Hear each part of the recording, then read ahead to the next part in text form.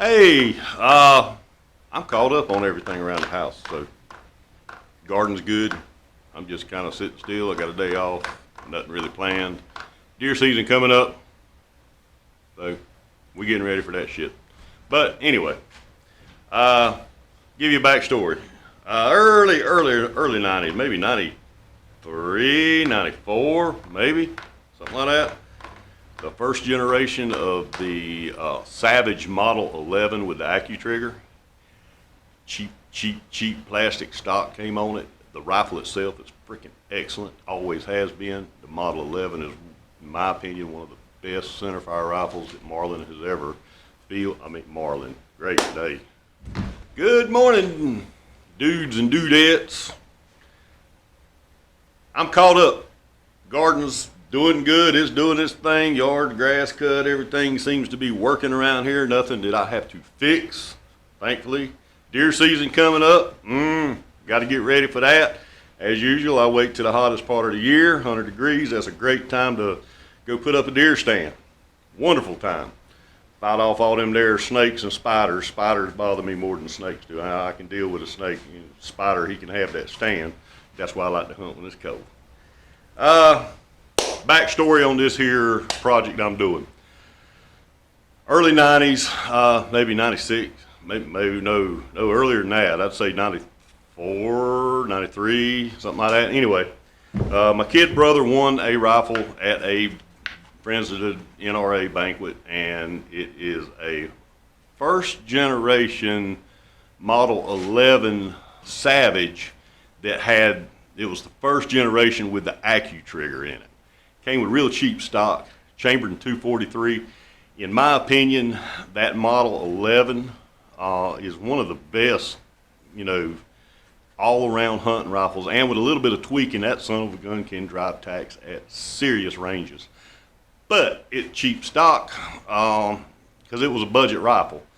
But the action itself is very, very solid. The rifling is excellent. Everything about the gun is really, really good. AccuTrigger just really brought that gun home. Cheap stock.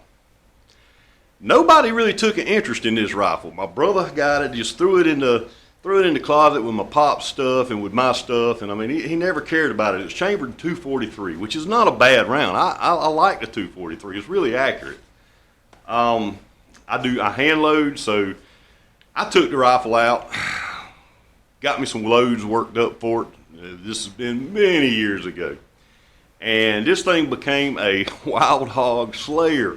I used to hunt at a place called Woodbury Game Preserve in Marion County. It's a WMA land, wildlife management land, now owned by the state, and there's some wide open spaces out there. It's all river basin.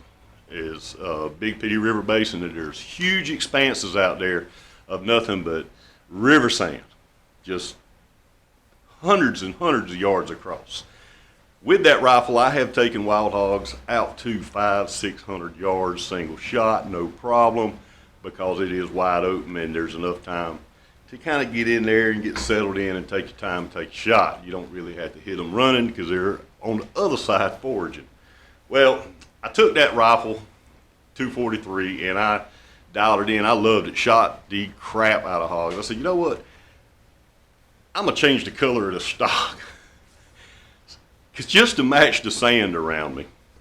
So I rattle canned the crap out of it. Quick job, didn't pay no attention to making it pretty. I just, hey, let's make it look like sand. That's what I did. Well, over the years, still an excellent gun with a cheap scope on it. That thing's got a Simmons on it, and I have used that Simmons to drop hogs at 500 yards out there. I'm gonna leave it like it is. The heck with it. I don't need to put a $700 scope on it. I'm gonna just leave it like it is because it works. Might get laughed at because it is a Simmons, but it works. So what I'm gonna do, I'm gonna redo this stock. And as you see, it's been scratched up, beat up. But when I did the stock originally, I just hit it with the rattle can. This time I'm gonna make the stock look good. I've already started sanding all these mold lines and stuff that were in it that kind of really made the stock look ugly. I think I can smooth those out enough. I don't know if you can see them here, all around here, all up in here. I'm going to try to smooth those lines out. Let's see if we can rattle can this thing again and make it look any better. And I'm still using it. I am. I'll probably take a few deer with it this year just because I hadn't shot this gun in a couple of years. So I must get it cleaned up, pull it out the closet, go to the range, make sure it's still sighted in. And I'm not going to bore you with all the details, but just know that I'm going to start out with a medium file. Then I'm going to hit 100 grit sandpaper. I think you can see those mold lines and all that stuff in there. After the 100 grit sandpaper, we're going to go to 180, and from 180 we're going to go to 220. From 220 we're going to go to, I think it's 340 wet sand. And then we're going to see if we can hit it with a rattle can and make it look better, and see if we can get all those ugly little mold lines out of it. I think we can make it look decent for plastic stock. I mean, preferably I'd rather have a nice wood stock, but you know, it's what I got to work with.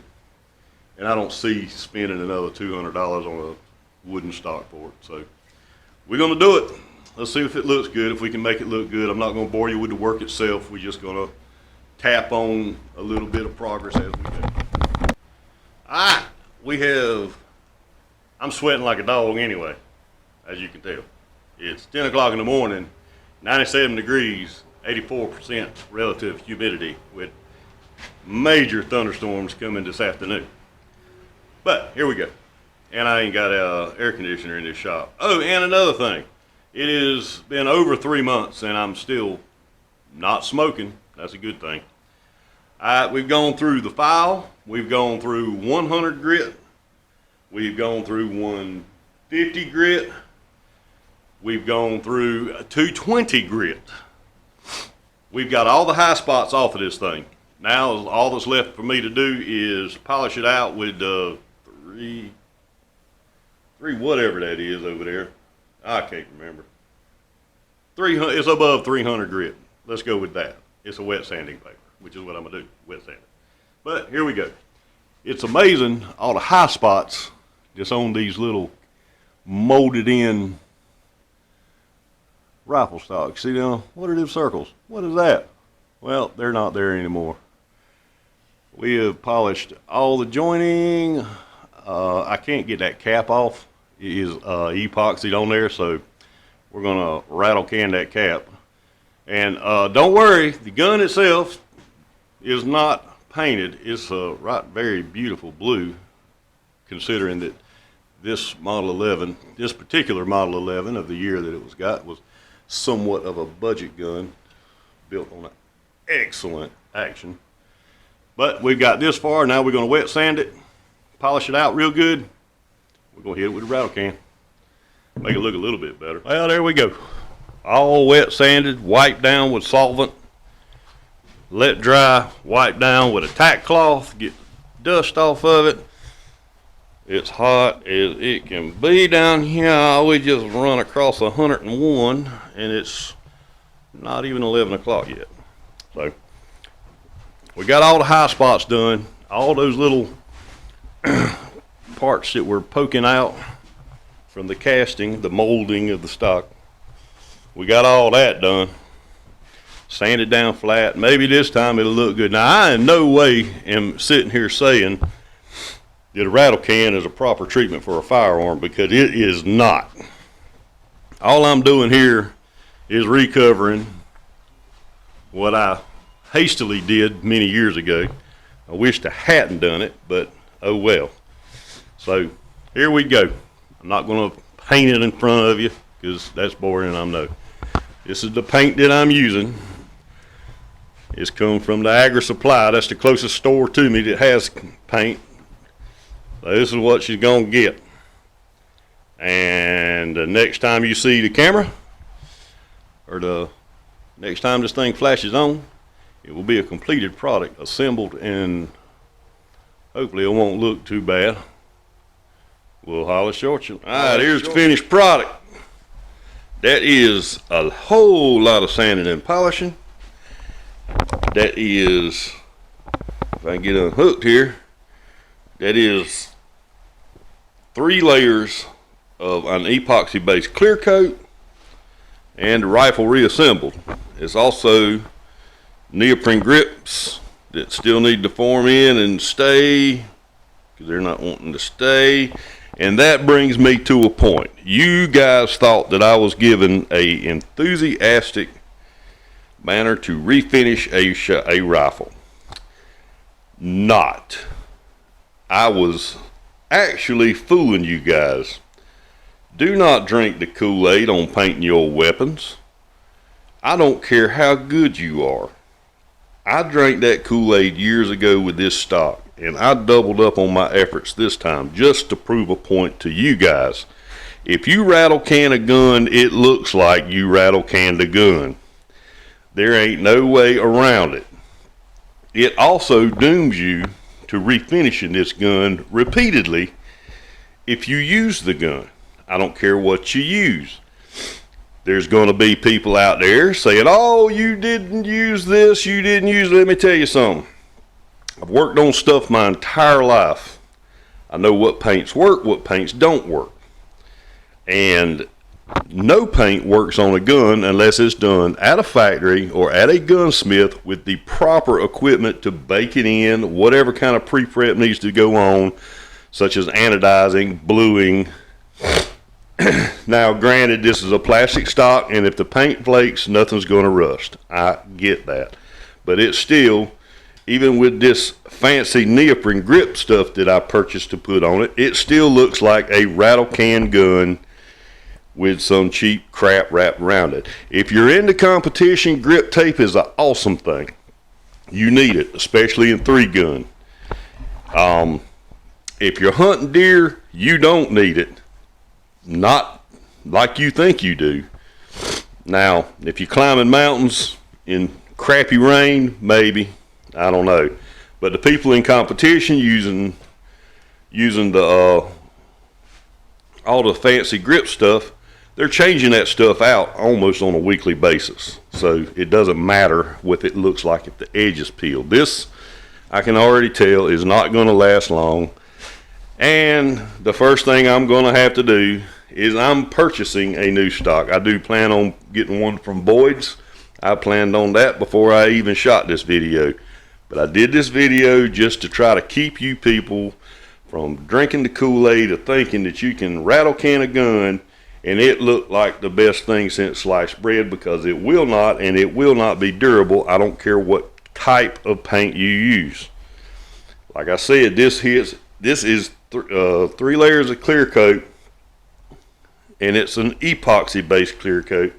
And just coming in the door, look at that. Wow. Just because I barely brushed the door frame coming inside. And this thing's cured for 36 hours. So, moral of the story, don't click on a gun video thinking that you're going to rattle can a gun and make something awesome. All you're going to do is make yourself a problem. If you want to change the color of your gun stock and stuff like that, I suggest going to a gunsmith, a true gunsmith that has the equipment to bake properly in calibrated ovens, different types of finishes designed specifically for guns, such as Cerakote or something of the like. That is the right way to do it. You cannot apply Cerakote at your house, I don't care what you say, as good as a gunsmith with a calibrated oven, because you'll never get your temperature at home in your oven to the perfect point, and you will not keep it there because it's got to be there for a certain amount of time. So yeah, this thing it is improvement. Now, the whole backstory on the rifle is the same. That's true. That's how I ended up with it. But don't paint your guns. That was the whole point of this. You can save yourself a lot of effort. Now, if you're going to paint one and stick it in the closet and it's going to be there for the next 60 years, that's fine. But my guns work. I don't know about yours. Mine don't sit in a safe. I actually get off my butt and get off my couch and get out there and shoot something. If it ain't nothing but paper, something gets shot almost weekly. So, until we meet again, don't rattle can your guns because it looks like crap. And that's a lesson that I learned probably about 15 years ago at least, when I rattle canned this one. And I've been having to rattle can it ever since. Not anymore. She's getting a Boyd stock after Christmas. Talk to y'all later. Bye-bye.